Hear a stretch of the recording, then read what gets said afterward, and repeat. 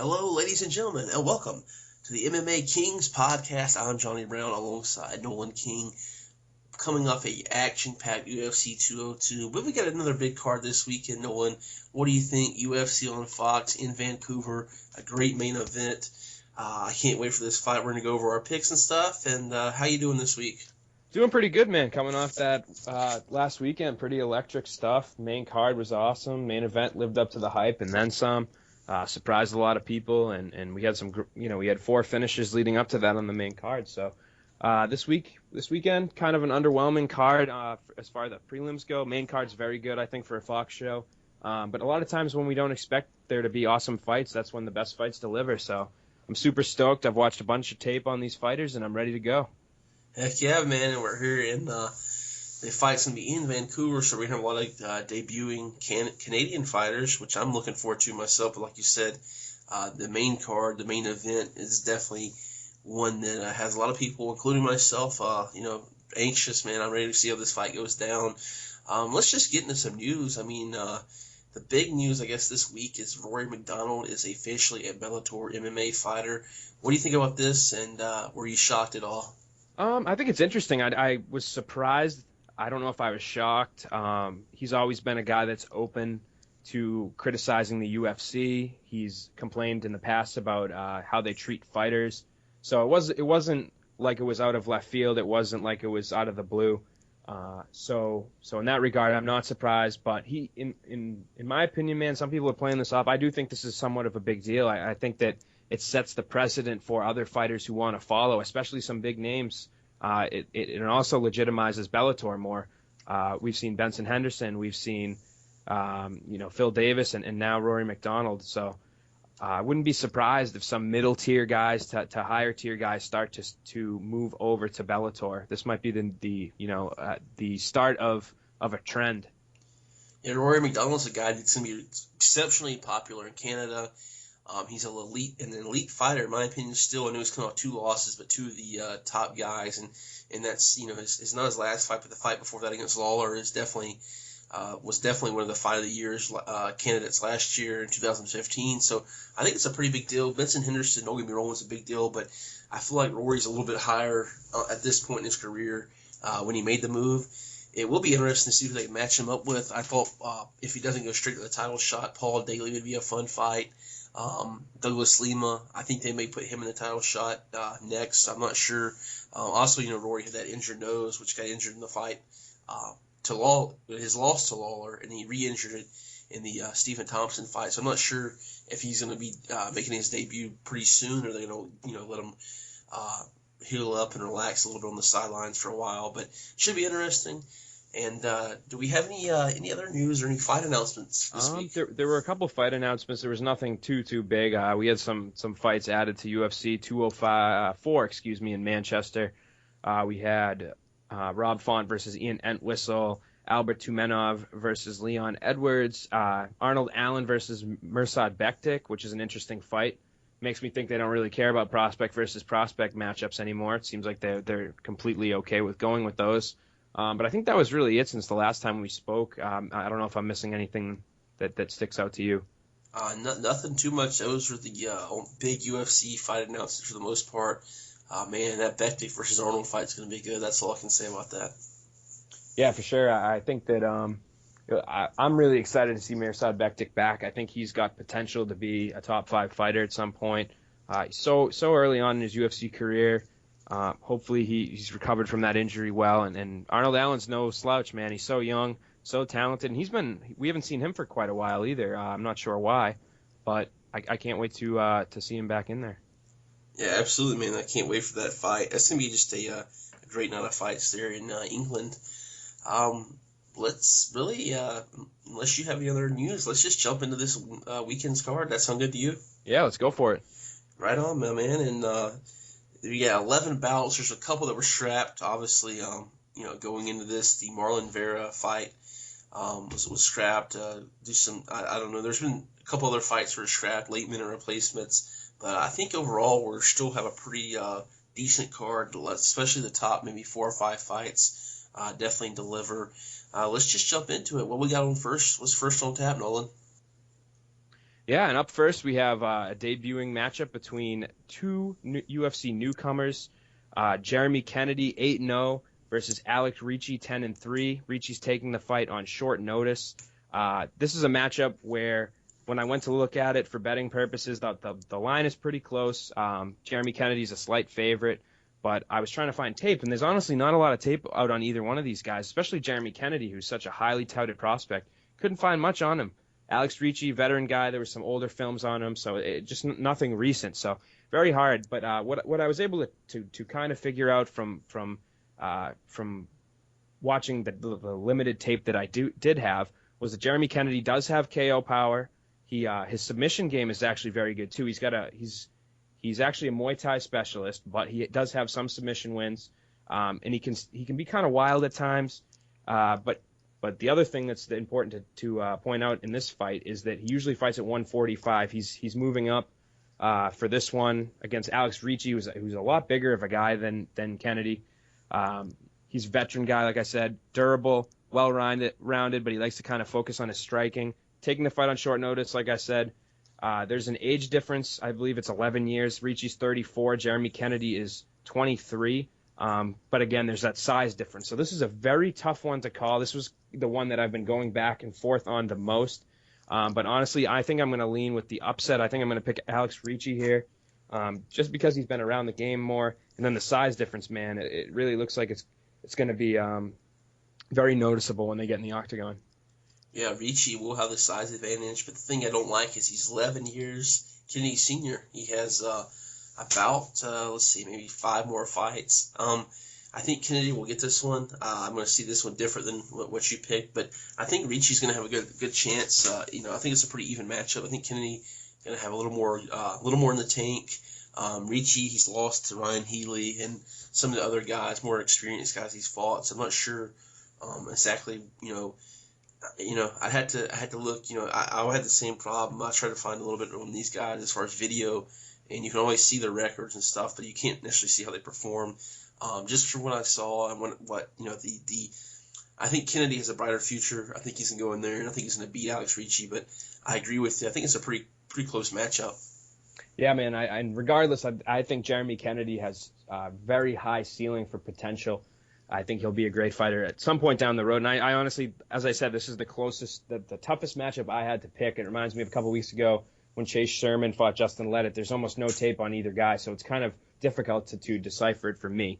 So I'm definitely staying away from this as far as my bets go. But the next fight, 2 more debuting Canadian fighters. I oftentimes like when they pair 2 new guys against each other. I think it gets me more excited about the fight, and also it seems like usually the guy that's in the UFC is thought of as being the favorite. So it's nice when 2 guys that aren't in the UFC fight each other versus a debuting fighter against a UFC vet. So this fight, 2 debuting guys, like I just said, Adam Hunter he's 7-1 versus Ryan James 8-1. Hunter, man, I watched some tape on him. He's a stone cold killer. He's got that serious demeanor. He deaded Chris Dempsey with a head kick in his last fight. He's got a good chin. He has got hit. He has dealt with some adversity, which shows that he does have holes in his defense. But he's got a solid striking base. He's got good cage work, and he can get sloppy at times though. So this should be there'll definitely be some opportunities for Ryan James to capitalize. Ryan James is a well-rounded veteran. However, 35 years old, making his UFC debut, and he does seem to get hit a lot. He's got good offense. He's okay he's pretty solid on the ground as well.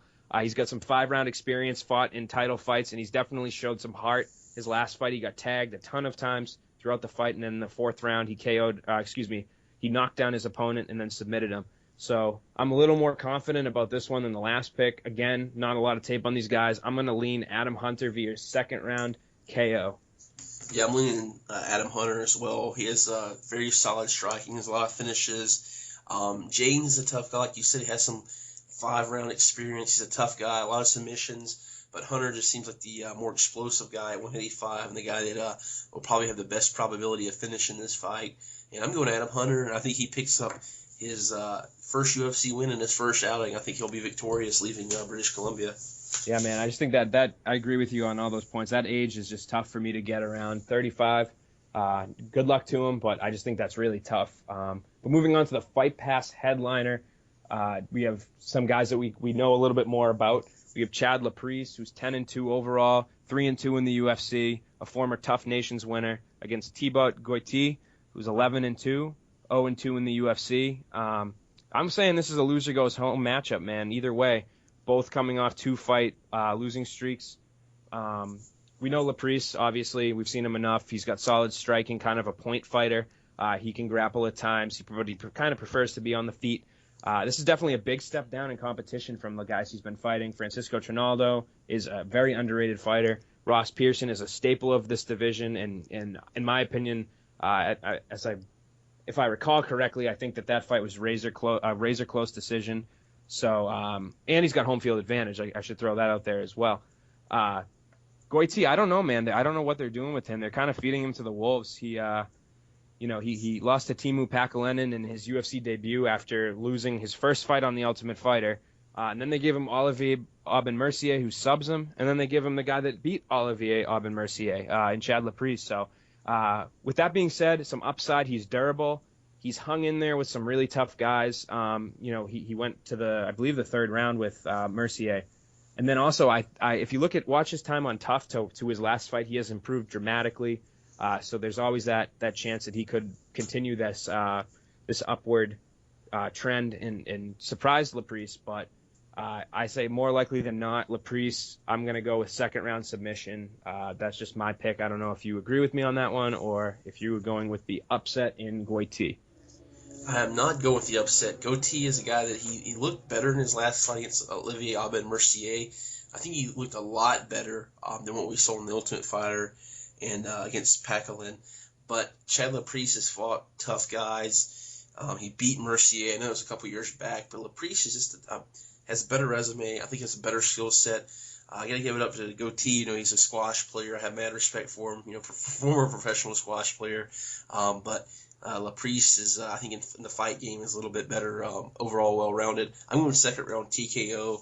And I think Goiti, man, I feel like he has some talent, but I feel like he's been putting there with some really tough guys. So hopefully, win, lose, or draw, whoever wins this one or whoever loses this one will get some more experience and maybe make it if they do get cut from the UFC, can make a comeback.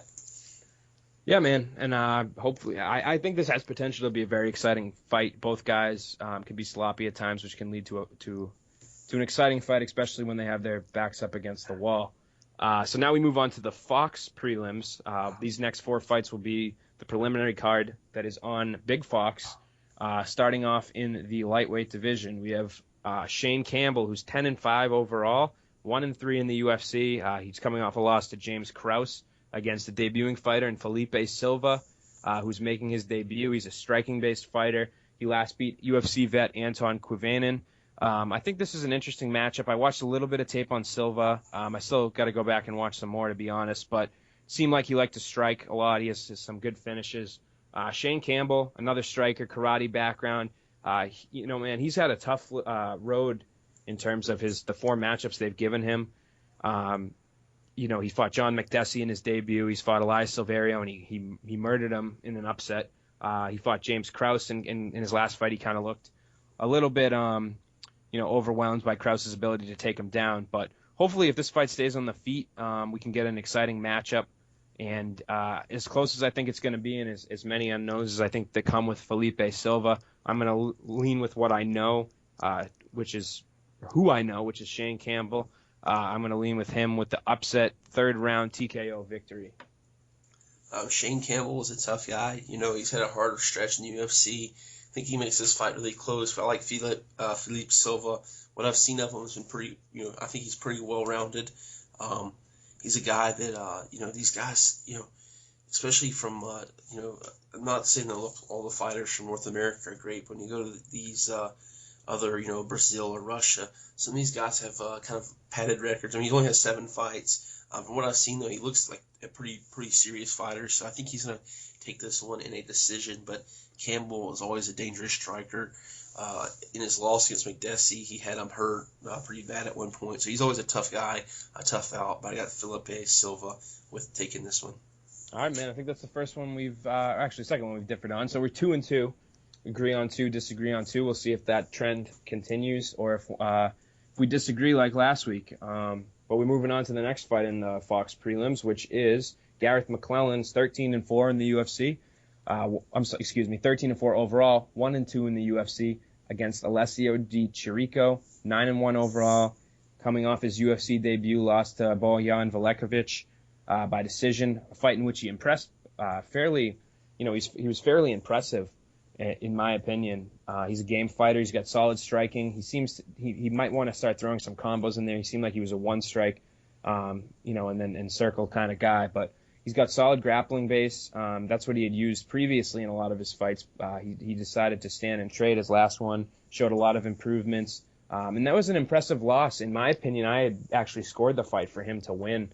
If you go on MMADecisions.com, I believe a lot of people agreed with me. And he's fighting Gareth McClellan, who, in my opinion, God bless him, I don't think he's necessarily top UFC.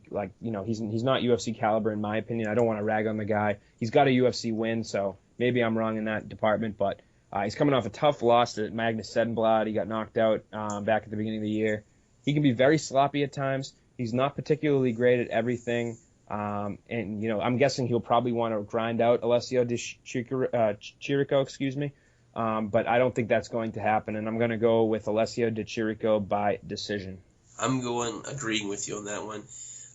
McClellan, he's tough. I don't think he's super great at one aspect of the game, and I think he's going to lose this fight. And I really, honestly, you pretty much take every talking point I had in that one.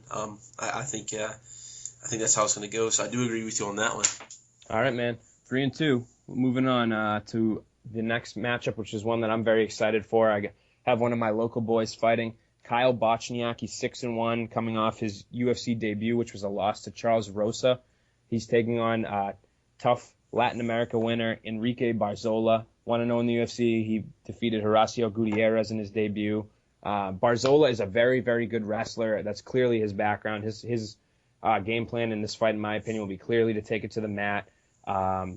Which is easier said than done because this is a big step up in my opinion. A lot of times when these guys come off international seasons of tough and they start fighting the American fighters, this is not trying to rag on other countries' MMA, but it seems like especially Mexico, Japan have a tough time of integrating with the current fighters and the current non-international fighters. So we'll see what happens. Kyle Bochniak, though. How impressive was his debut, man? He debuted in Boston. I was at that fight against Charles Rosa. A lot of people in the crowd thought that he could have taken that fight. It was a close decision. Took it on 6 days' notice. He had fought 1 week before. So definitely a game guy. I can't wait to see what he does on a full camp, and I would be shocked if he loses this matchup. I'm going with Bochniak by decision. But I could see him finishing inside the distance. I'll leave that open.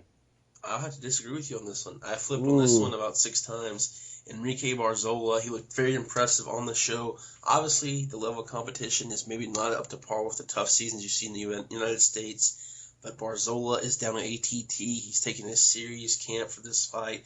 Bochniak, honestly, man, if I was saying overall talent, I think he might be the better fighter. I'd actually probably say he is the better fighter. Barzola, though, has great wrestling. He's he's at a serious camp at ATT. I think he grinds this one out.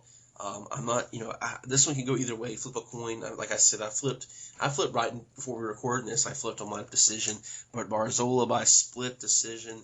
I think this fight could be really good. And don't get me wrong, I agree with you, Noah. I think Bochniak, he looked great against Charles Rosa.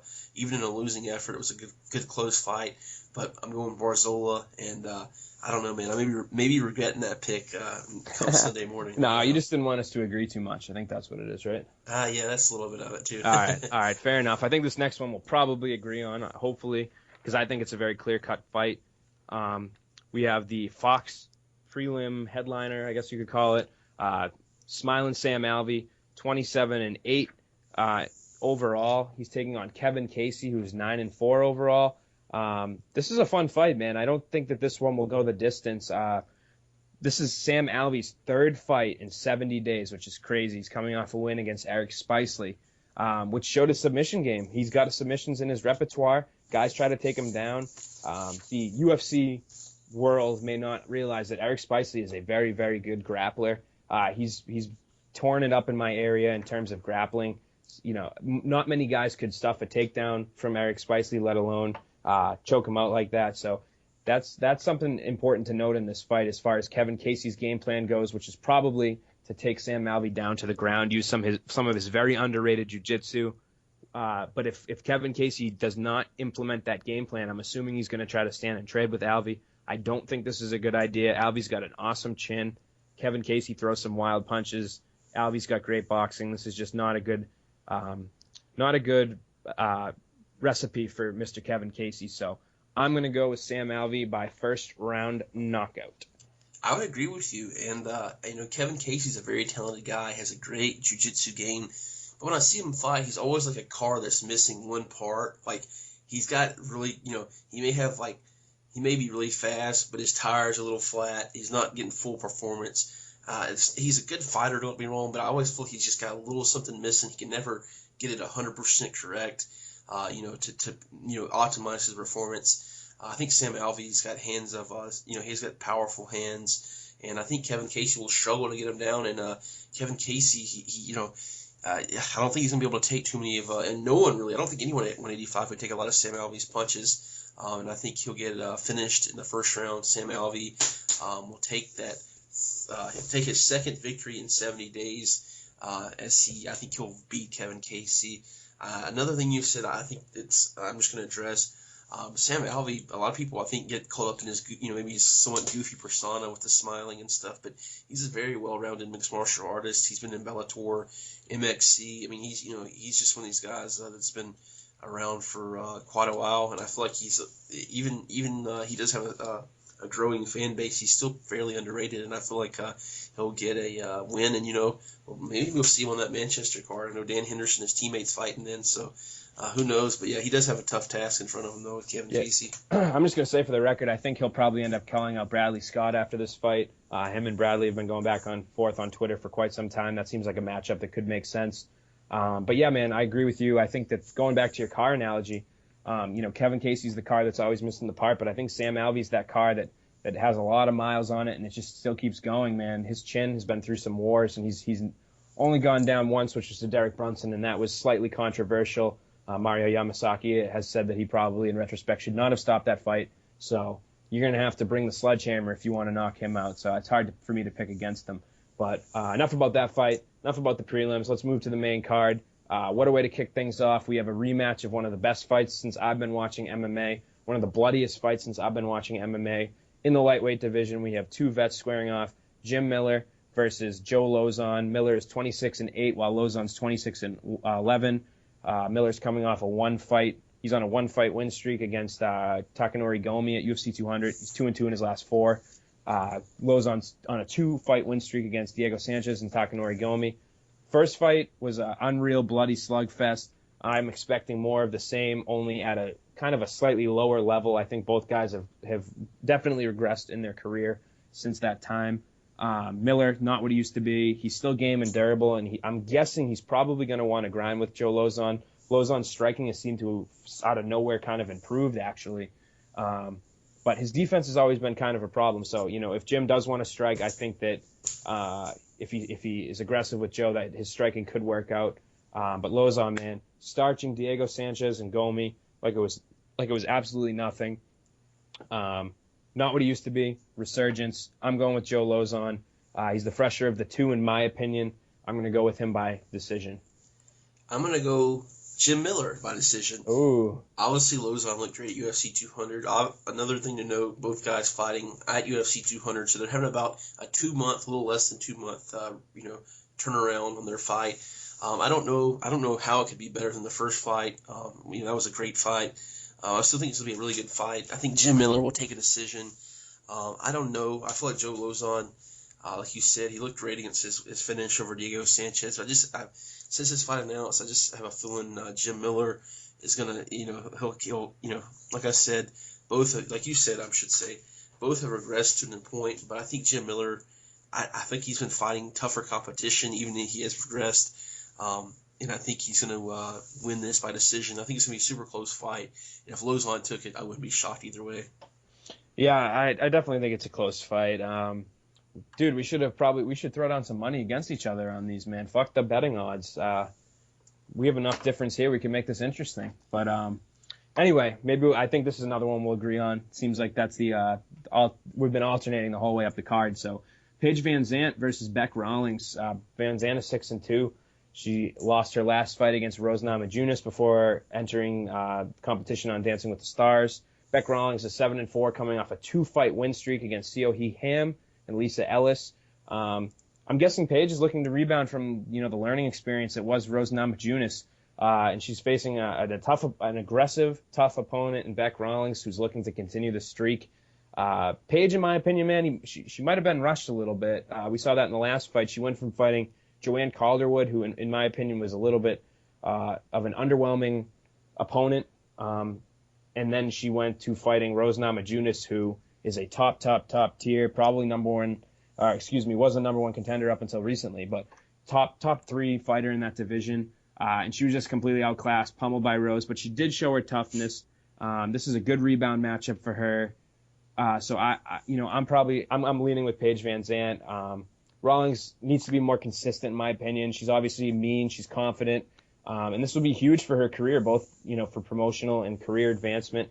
But I'm gonna have to lean with Paige Van Zandt.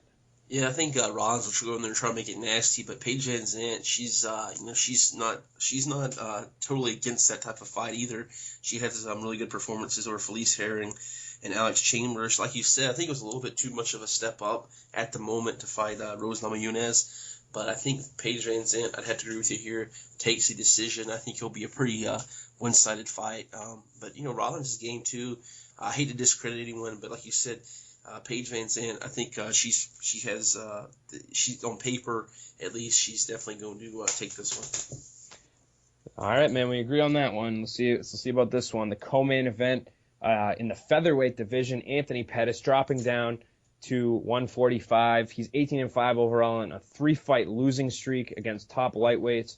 Meanwhile, Charles Oliveira, his opponent, is 21-5. He's won 5 out of 6, recently choking out Miles Jury in a matter of seconds, really. This is a classic striker versus grappler matchup, so it will be interesting to see how Anthony Pettis adjusts to 145, how the weight cut treats him. We've seen pictures circulating on Twitter of him. Definitely looks like he's malnourished. But some guys appear worse than others. We know that. We know not every weight cut's the same. So this is huge for Pettis, man. Needs to redeem the Pettis name here. He needs to, redeem the Showtime name. He needs to go back to his old self. Can't be tentative anymore. He's probably got to be somewhat aggressive, pick his shots, but got to watch out for those takedowns of Charles Oliveira. He's, in my opinion, top 5 pound-for-pound submission artist in the MMA today. Supreme grappler. But where the key in this fight, in my opinion, is that Charles Oliveira, whenever he's fought an elite striker and an elite point fighter, it's never ended up well for him. Especially one that's who has an okay wrestling base like Anthony Pettis. I just think Oliveira's never particularly taken shots well. We've seen that with Cub Swanson, Frankie Edgar, a little bit in that Holloway fight. I'm going to go with Pettis. I'm going to say he catches Charles Oliveira with a body shot, potentially a kick, and he wins by TKO in the first round. I have to agree with you here. Anthony Pettis is a guy that he had all the cards. He was the Wheaties UFC spokesman on the cover of the Wheaties box, and his careers kind of went down the toilet. Obviously, it's just 3 losses, which is a big deal, but this all against top competition. He's got a new slate, though. No momentum going on his side, but he's got a new slate at 145. Weight cut's going to be a big deal, but I think he'll be all right. He's going to fight Charles Oliveira, and Nolan, I had my notes here. You took just what I said. Swanson fight, even the Cerrone fight, some other fights. Charles Oliveira has never been a guy that takes punishment too well, especially from elite strikers, guys that will, definitely throw some good technique with power out there. I think Anthony Pettis really pretty much agree with you to a T, either a body shot or maybe go to the top with a head kick. I think he'll take a TKO win over Charles Oliveira, possibly in the second or third round. I feel like Oliveira is one of the better guys at 145, but I feel like this is just not a good matchup for him, and this will be another setback for Charles Oliveira. I think Anthony Pettis takes the co-main event.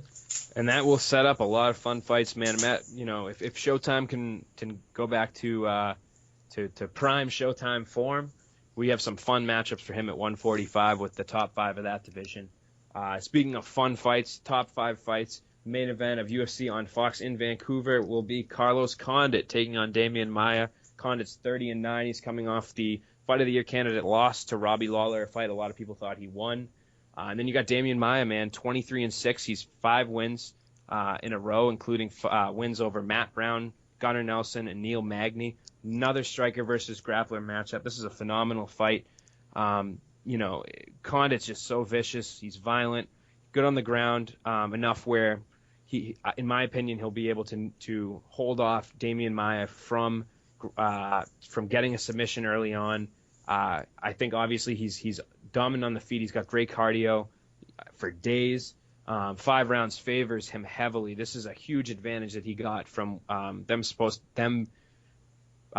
they were supposed to be on UFC 202, 3-round fight. Now it's a 5-round fight. That favors Condit ginormously.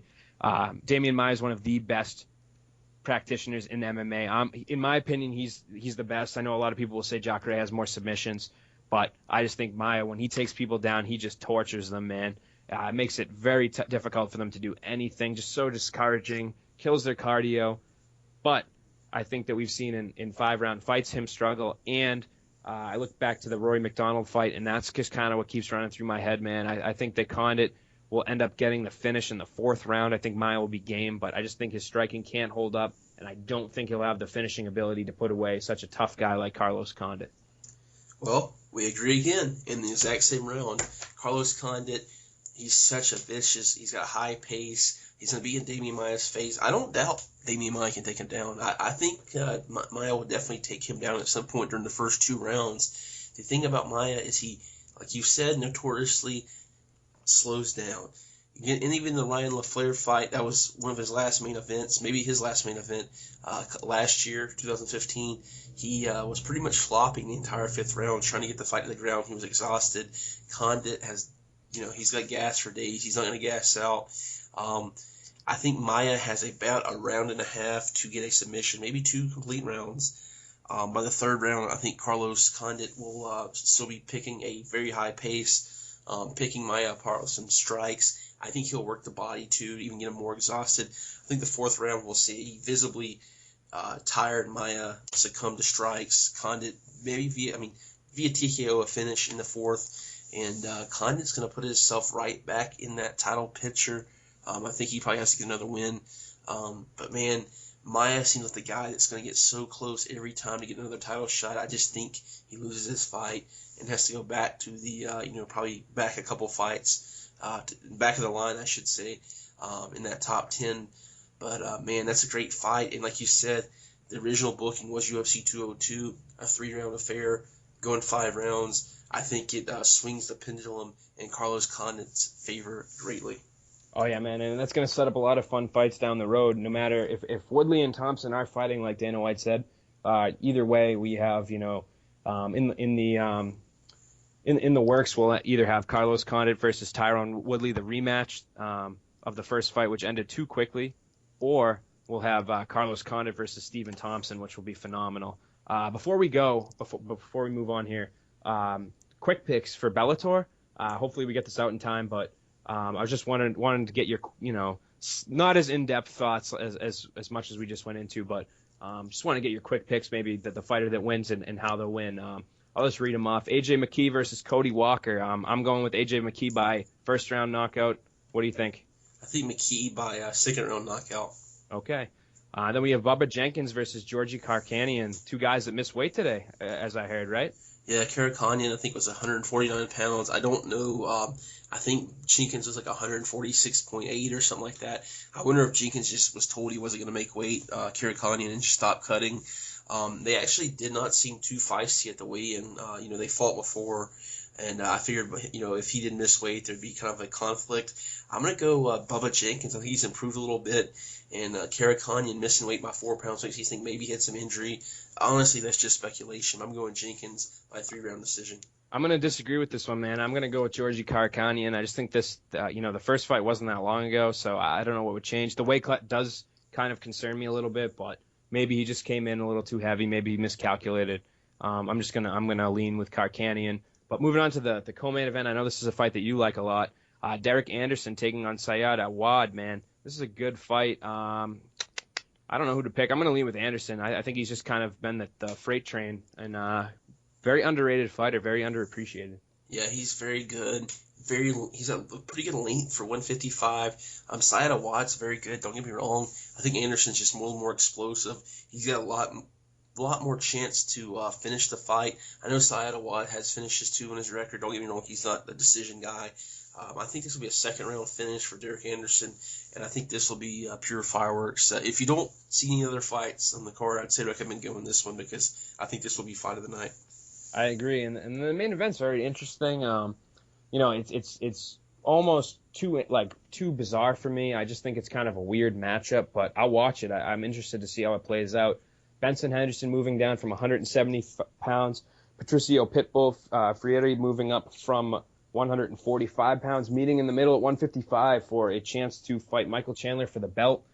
Benson Henderson is a minus 235 favorite, and I think that is rightfully earned. I just think the size difference is going to be a problem. Patricio Pitbull's been a guy that I've always thought should fight at a lighter weight class, never mind a heavier one. But it should be fun, man. Pitbull's a game guy, and you never know. Yeah, I'm going to go with Henderson, second round submission. The size advantage, the strength advantage is definitely going to be his favor. I don't know if you saw the weigh-ins they had. This was pretty much announced anyway, but they had Michael Chandler come out with the belt and hold it over them while they did a weigh-in. Yeah, that was kind of weird, huh? It was kind of bizarre. I kind of hated it. It just seemed like it was taken away from the main event. But I kind of get what they're saying. The picture was kind of cool. If you go on their website, they have the picture of it. It's actually turned out kind of cool. The photo did at least. But yeah, like you said, I think Pitbull. I didn't really ever see him going to 155. I saw him 135 more of a possibility, and I just think he's going to be for a huge lightweight like that. I think he's going to get kind of dominated, and the fight could go a little longer than the second round. But I feel like he's going to get caught in submission in the second round, maybe third. That would be my pick, too. I should clarify. Yeah, I got Benson by submission. I think that's a good way for it to play out. But, yeah, that's pretty much it for this episode. I know we cut things kind of short this week. Obviously, we had, we kind of were on short notice, kind of tight for time this week. Next week, we'll try to get another guest or two. I know last week I promised. I guess I lied unintentionally. And we'll also be doing some giveaways in the near future. I have a bunch of signed autographed items from top UFC fighters that will be ready to be given out to our followers. One other shout out I want to give, I listed my podcast last week that I enjoy. One other one that I enjoyed from my friend Sean, Cage Clinic. You guys should check it out. It's actually on ESPN Radio in New York, and he puts up the episodes, some really good in-depth interviews with some big names. So, boom, that's it for me. Right on, guys. Thank you guys for checking us out, and hopefully next week you'll come back and listen to us preview another great UFC event. Hopefully we have some guests on too. I know this week we were a little rushed. Just regular lives. Stuff happens every now and then. No biggie. But we'll be back with some more great content. And I want to thank everyone for joining us. I know Nolan shares that sentiment. And hopefully we'll see you back in the next episode. Take it easy, guys. Peace.